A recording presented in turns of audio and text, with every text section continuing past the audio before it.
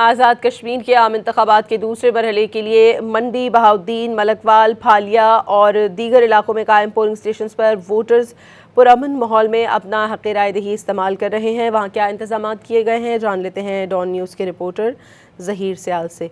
जी ज़हीर, बताइएगा इंतखाबात के हवाले से क्या तैयारियाँ आप देख रहे हैं?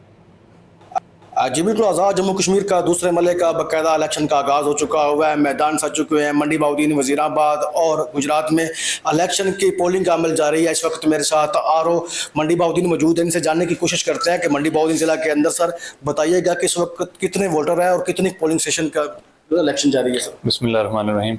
यहाँ पे हमारे पास मंडी बहाउद्दीन में 3200 के करीब वोटर्स हैं, जिसमें 1300 से ज़ायद ख़वातीन हैं शामिल हैं।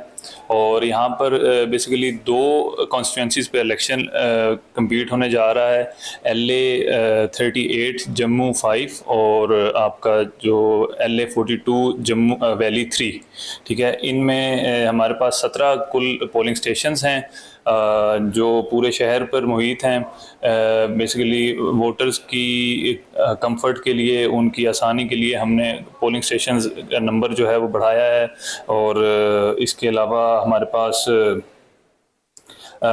जम्मू की सीट पर 11 कंटेस्टिंग कैंडिडेट्स हैं और वैली की सीट पर 7 कंटेस्टिंग कैंडिडेट्स हैं।